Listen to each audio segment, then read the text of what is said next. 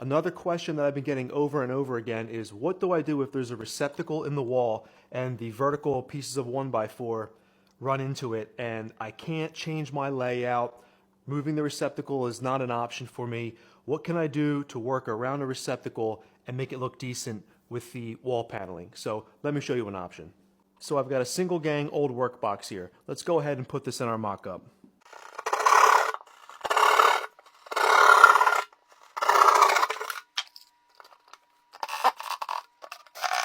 In this example, let's say we had a vertical that was going to lay out like that. Let me show you what I would do. Go ahead and get the cover plate for the receptacle, put it on top of another piece of 1x4, and we're going to make a mark on the 1x4 that will give us margins of about 1/4 of an inch, maybe 3/8 of an inch, all the way around the cover plate. Now we'll take a measurement for the inside of the box, left to right and up and down. 2 1/8, 3 inches. Now we'll come back to this block of wood and we'll mark those dimensions out on this block, centered in this block.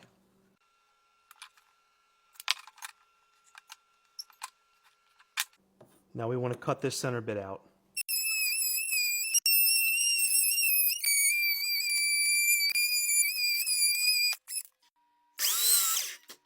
We've essentially made ourselves a block that the receptacle can install inside of. So you'll need some longer screws, and then you can go ahead and get this receptacle installed in place here.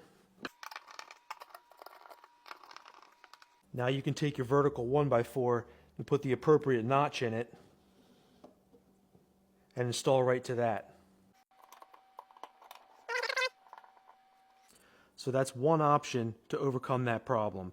And of course, depending on where your vertical piece falls, you might have to make a different notch, but that'll at least give you a way to not lose the receptacle way back in.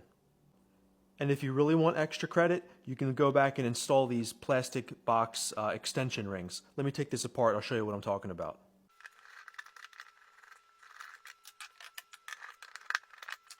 Your rough-in boxes should always be out flush with the finished face of the wall, whether it's drywall, tile, woodwork, whatever. So if you're going to build material up past the face of this plastic box, you should really get the appropriate extension ring. You can find these at Lowe's or Home Depot. This is a 1/4 inch. This is a 1/2 inch. They also make a 3/4 inch.